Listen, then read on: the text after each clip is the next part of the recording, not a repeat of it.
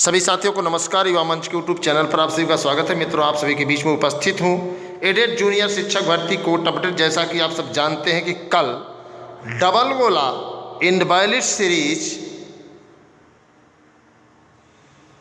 Case के मामले में एक बहुत बड़ी सुनवाई होने जा रही है, जिसमें उम्मीद है कि कल मामला फाइनल हो सकता है और जूनियर शिक्षक भर्ती के तमाम उन साथियों को राहत मिल सकती है। राहत की बात अगर करें तो जूनियर शिक्षक भर्ती जिन साथियों ने डबल गोला अर्थात परीक्षा नियामक प्राधिकारी कार्यालय के द्वारा निर्मित OMR शीट की गलत डिजाइनिंग के कारण 2 गोले काले कर दिए थे, वह केस साथ ही साथ आपको बता दें कि दोबारा मूल्यांकन की जो प्रक्रिया हुई थी वे केस सभी एक साथ हो चुके हैं और उम्मीद भी है कि इस केस में माननीय न्यायालय एक बहुत बड़ा निर्णय सुना सकता है। निर्णय क्या होगा उसके लिए आप लोगों से निवेदन है कि आप लोग बने रहिएगा। जैसे ही सूचना आती है मैं आपको वीडियो में स्पष्ट रूप से बताने का काम करूंगा। परीक्षा नियामक प्राधिकारी कार्यालय की मंशा क्या है कि धीरे धीरे मामला लंबित चलता रहे। एक ऐसा दौर आए कि आदमी छात्र हताश और निराश होकर के पीछा ही छोड़ दे। लेकिन उत्तर प्रदेश का नौजवान बेरोजगारी की दंश को इतना झेल चुका है कि वो कभी हताश और निराश होता ही नहीं है। उसके सामने हर सुबह एक नई आशा की किरण होती है। साथ ही साथ मित्रों, 69,000 शिक्षक भर्ती पर तमाम साथी लगातार फोन करके पूछ रहे हैं आखिर 6800 का क्या होगा, आखिर 69,000 शिक्षक भर्ती 3 महीने में किस मोड़ पर जाएगी। तो मैं आप सभी को स्पष्ट रूप से मित्रों बता देना चाहता हूं कि सरकार की मनसा, सरकार की विचारधारा, सरकार की मन की दशा जो थी उसके अनुरूप न्यायालय ने आदेश दिया है।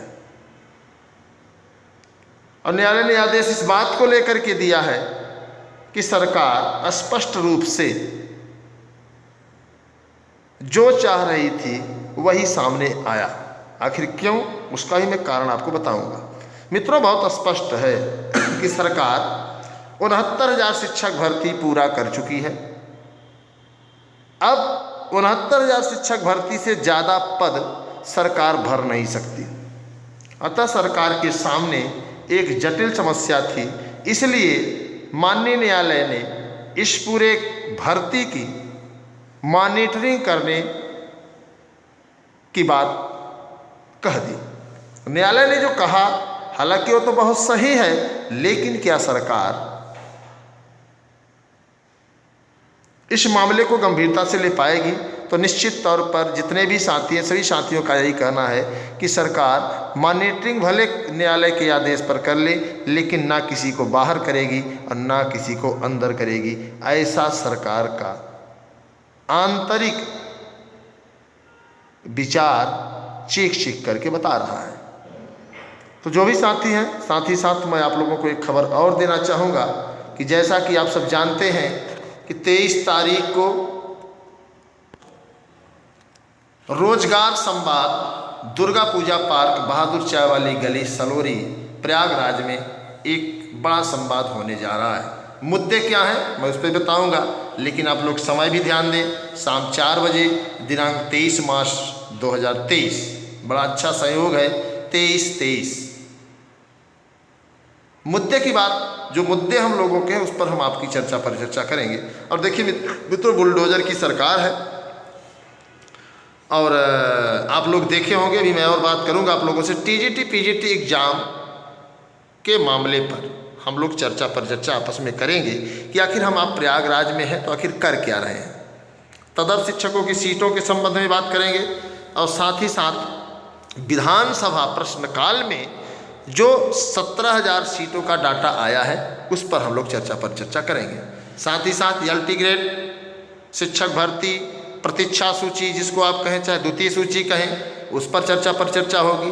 और इसी के साथ आपको बता दें GIC प्रवक्ता जो लोक सेवा आयोग के द्वारा भर्ती आनी है, अभी तक नहीं आई है, इस पर भी चर्चा पर चर्चा होगी। और एक मुहिम हम लोग चलाने जा रहे हैं। तो मैं चाहूँगा कि आप लोग अधिक से अधिक लोग कल परसों अर्थात 23 तारीख को अधिक से अधिक संख्या में पहुँचें। और सभी से निवेदन भी है मित्रों कि अगर थक हार करके हम बैठ जाएंगे तो निश्चित तौर पर मझधार में हम यूँ ही डूब जाएंगे। प्राथमिक शिक्षक भर्ती पर भी हम लोग चर्चा करेंगे। हालांकि कुछ छात्र संगठनों के द्वारा लखनऊ में भी आंदोलन की घोषणा की गई है। हमसे उन लोगों का आज जैसे ही संपर्क हुआ, हमसे उन्होंने चर्चा की। उन्होंने कहा कि हम लोग लखनऊ में लड़ेंगे। बिल्कुल लड़ना चाहिए, लखनऊ नहीं पूरे प्रदेश के नौजवान लड़े। लेकिन अभी हम लोग रणनीति बना रहे हैं कि किस तरीके से, क्योंकि सिर्फ हंगामा खड़ा करना मेरा मकसद नहीं।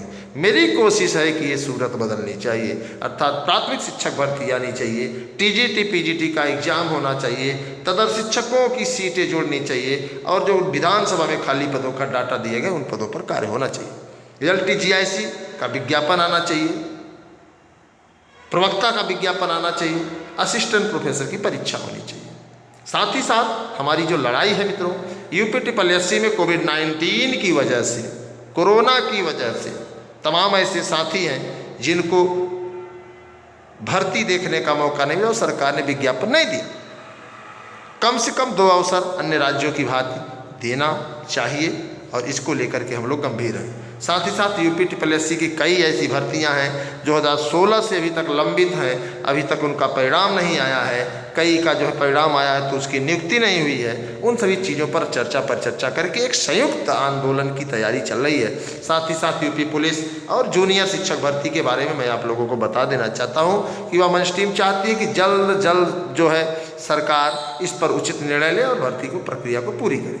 अब जो भी मुद्दे हैं आपके, तमाम साथी कहेंगे टेट का मामला नहीं है, तमाम साथी कहेंगे 50% का मामला नहीं है, तमाम साथी कहेंगे हमारा मुद्दा तो छूट गया। तो हर मुद्दे पर बात होगी दोस्त। बस आपको आना है, हमसे मिलना है, अपने मुद्दे को बताना है, मुद्दे को मजबूती से रखा जाएगा, मुद्दे को मजबूती से जो है विचार किया जाएगा और आपकी सवाल को, आपके प्रश्न को सरकार तक पहुँचाने का पूरा प्रयास किया जाएगा।